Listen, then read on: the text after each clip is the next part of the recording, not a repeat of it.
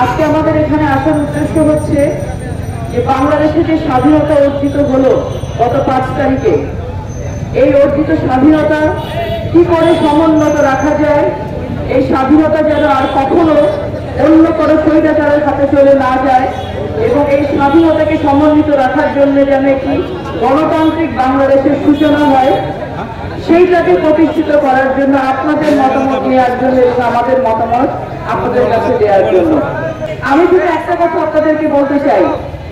বাংলাদেশের সর্বস্তরের সর্বপর্যায়ের মানুষের বিজয় হয়েছে। গত 15-16 বছর ধরে বাংলাদেশে একটি স্বৈর শাসক দেশের জনগণের উপরে যে অসীম নির্যাতন নিপীড়ন চালিয়েছে, 3500-4000 উপরে মানুষ এক্সট্রাজুডিশিয়াল কিলিং ক্রসফায়ারের শিকার হয়েছে গত 15-16 বছরে। 600 উপরে মানুষ গুমের শিকার হয়েছে। লক্ষ লক্ষ সাধারণ নেতা কর্মী, বিএনপি সহ সাধারণ মানুষ, 50 লক্ষ সাধারণ মানুষের নামে মামলা হয়েছে। 1 লক্ষ মিথ্যা মামলায় তাদের দিনের পর দিন, রাতের পর রাত কারাবরণ করতে হয়েছে, তারা তাদের পরিবারের কাছে যেতে পারেনি। এই সমস্ত ক্ষোভগুলো যখন বিদ্রোহ রূপে প্রকাশ পেয়েছে, সেই বিদ্রোহ আমাদের সন্তানরা, আমাদের ভাইয়েরা, আমাদের বোনেরা, তারা কিন্তু গত 5 তারিখে একটা পরিণতি দিয়েছে। আমরা যদি গত সময়গুলোতে এই স্বৈরাচারী সরকারকে প্রতিহত করতে পারতাম, তাহলে আমাদের সন্তানদেরকে কিন্তু পথে জীবন দিতে হতো না।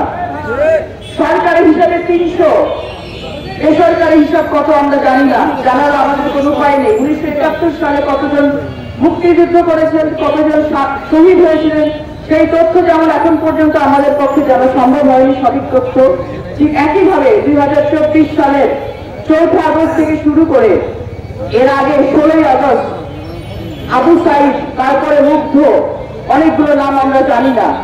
আমরা সঠিক হিসাব কোনোদিন জানতে পারবো না, কারণ হাসপাতাল থেকে রেজিস্টার ছিঁড়ে ফেলা হয়েছে 1971 সালের মতো, যেন সেই সংখ্যা প্রকাশিত না হয়।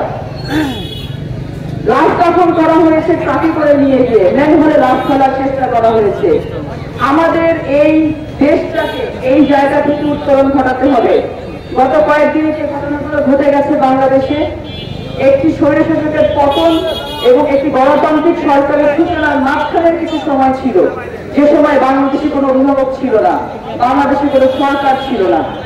এই জায়গা থেকে এসে কিছু দুষ্কৃতিকারী আমাদের সাধারণ জনগণের উপর অত্যাচার চালিয়েছে, তাদের জানমালের ক্ষতি করেছে, আমাদের হিন্দু ভাই বোন যারা আছেন, বাবা মা কাকা আছেন, তাদের উপর অত্যাচার করার চেষ্টা করেছে। আমরা ব্যক্তিহীন কণ্ঠে বলতে চাই, বাংলাদেশের সবাই বাংলাদেশি, এখানে না আছে কোনো সংখ্যালঘু, সবাই বাংলাদেশি এবং বাংলাদেশের নাগরিক, সবারই ভোটের একটা করে অধিকার আছে এবং এই একটা করে অধিকার প্রয়োগ করে যেন আমরা একটা নতুন বাংলাদেশ করতে পারি, একটা করে অধিকার প্রয়োগ করে যেন আমরা একটি গণতান্ত্রিক বাংলাদেশ প্রতিষ্ঠা করতে পারি, সেই লক্ষ্যে আপনাদের প্রত্যেকের যে যে দায়িত্বগুলো আছে সেই দায়িত্বগুলো আপনারা পালন করবেন। এবং যদি আপনার পাশের ঘরে কোনো হুমকি আসে, আপনার পাশের ঘরে কোনো হামলা আসে, আপনাকে যারা অভয় হতে প্রতিরোধ করবেন এবং প্রতিবাদ করবেন।